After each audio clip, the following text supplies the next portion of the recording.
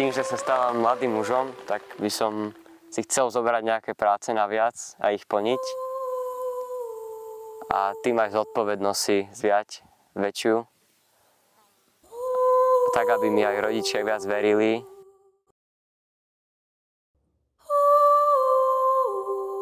Predtým, než som tu prišiel, som mal trochu strach od toho, aké to tu bude. Nevedel som, čo od toho mám čakať. Zatiaľ si myslím, že to bolo celkom v pohode. Dalo sa to prežiť. Celkom ma to tu aj baví. Ale chvíľami to bolo aj také, že som chcel ísť už domov.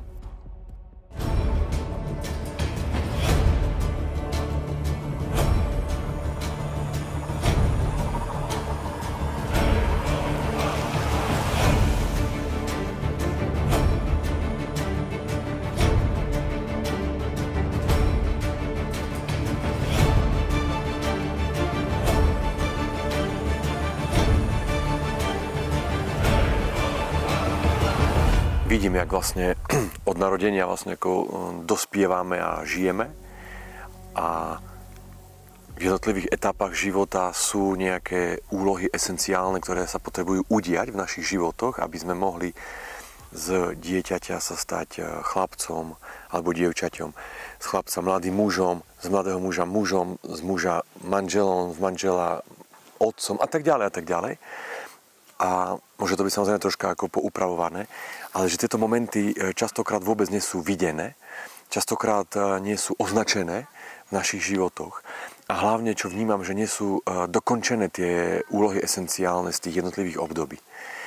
A prechodový rituál za mňa vlastne, ten, ktorý robíme my tu, je vlastne z dieťaťa do obdobia chlapca a z chlapca do obdobia dospievania, vlastne do mladého muža. A je ich z ďalších, samozrejme, prechodových rituálov. A tento zmysel je ten, aby chlapci videli a zažili mužov, a aby zažili mužské cnosti cez telo, cez príbehy, aby boli označené tie príbehy aj v ich životoch a aby bolo označené hlavne to, že vidím ťa, že už nie si dieťa.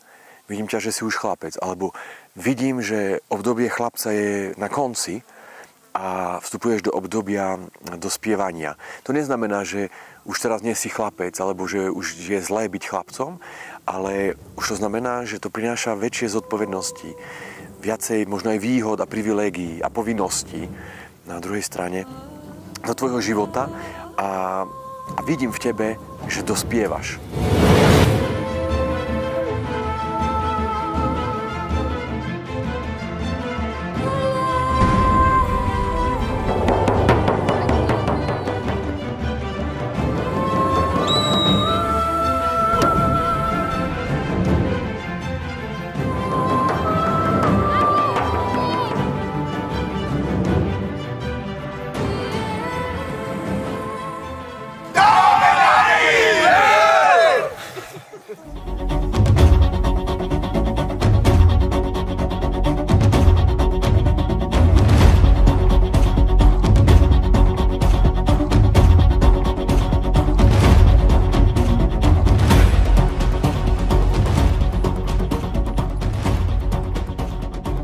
Zároveň sa dotknú troška taký dotyk strachu v niektorých aktivitách je to, že vlastne žijeme v relatívne bezpečnom svete a vnímam, že to je veľmi ako dôležitá súčasť tiež našich životov, že život prináša situácie, ktoré môžu byť bolestné. Či už je to rozchod, či už je to strata zamestnania, či už je to choroba alebo úmrtie v rodine. Prináša určitú úroveň bolesti, takej vnútornej, alebo sa zraním aj fyzicky.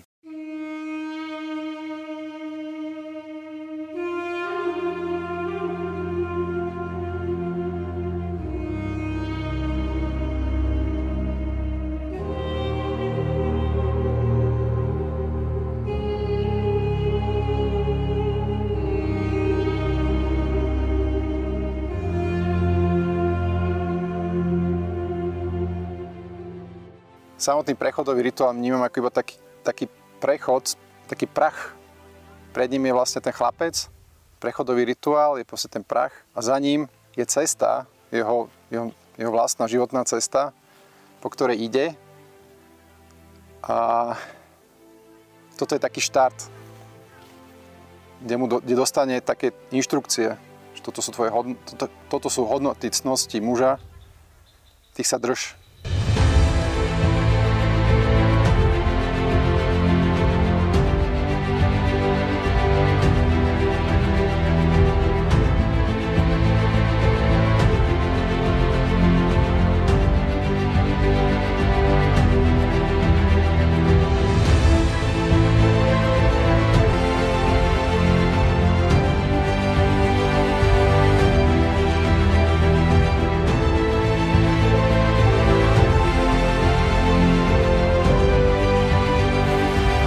Toto je môj syn!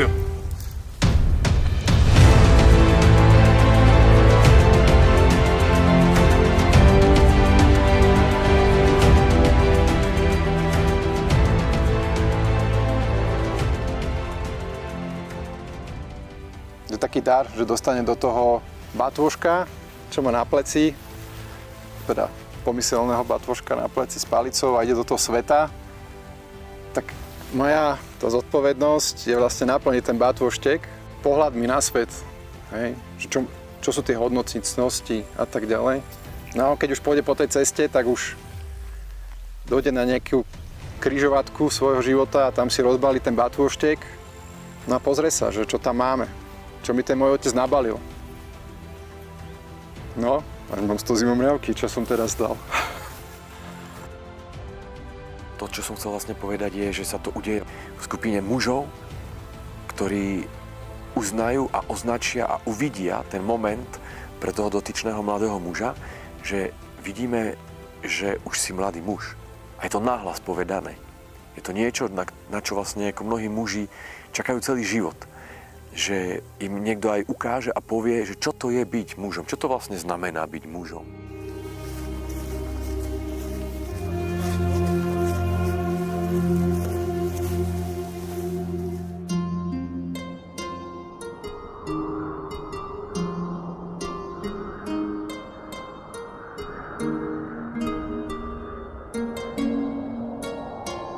Ale my sa potrebujeme hlavne ako rodičia začať k ním chovať ako k dospievajúcim a dospelým. Ale keď sa k ním chováme ako k deťom, tak my ich vlastne nevedome ako tlačíme, aby ostali psychicky deťmi. Fyzicky dospejú, ale vnútorne ostanú deťmi. A to môžeme vidieť vo vonkajšom svete veľmi často, že muži a ženy v dospelých telách sú deťmi.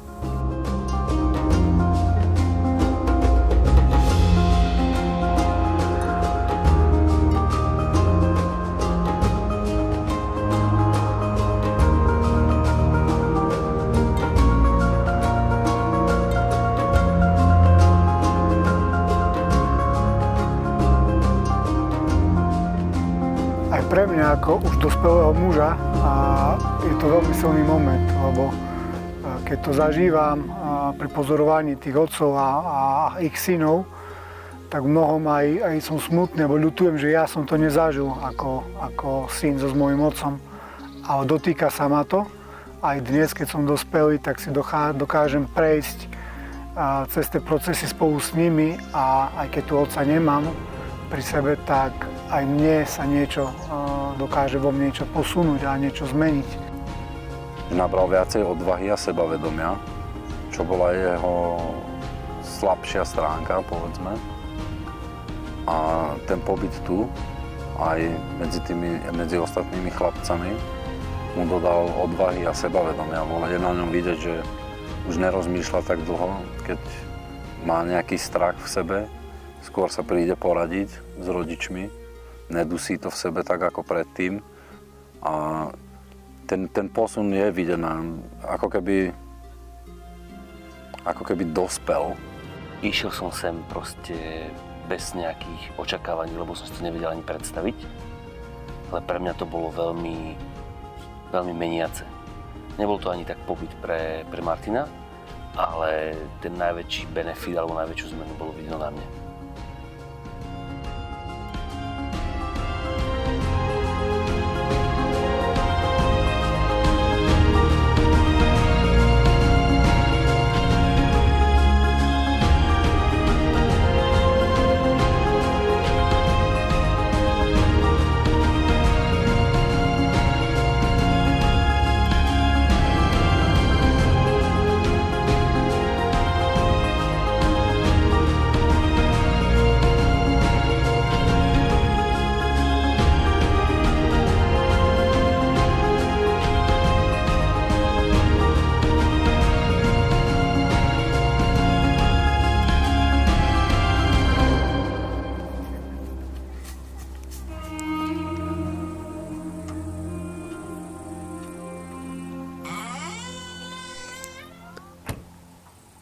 každá žena chce mať pri sebe zrelého muža a nie vždycky ho je možné nájsť.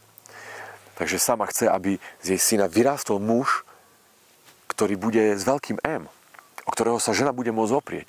Ktorý bude milovať život, ktorý bude milovať seba, ktorý bude milovať rodinu, ktorý bude milovať svet, svoju prácu, ktorý bude robiť to, čo miluje a bude milovať to, čo robí. Ktorý sa bude prebúdzať a bude sa tešiť, že začína nový deň. Ktorý bude menej a menej sa sťažovať, že niekto iný je zodpovedný za jeho život.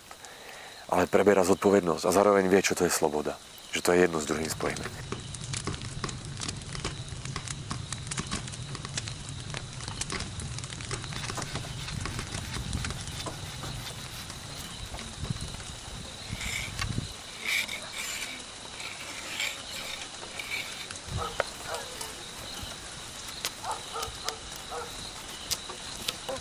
Neviem prečo, ale mne to šlo strašne ľahko, mne to šlo aj po masle.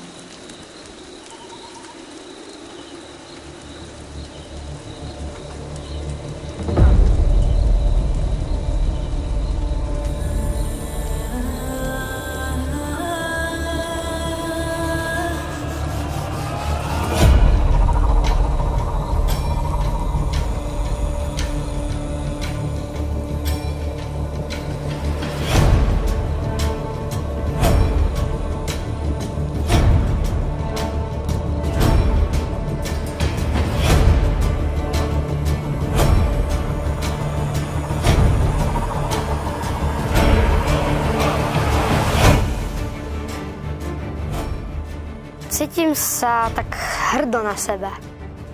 Celkovo si myslím, že som prekonal svoj strach cez tento pobyt vo viacerých aktivitách. A budem na to spomínať v dobrom na celý tento pobyt. Budem si to pamätať do celý život.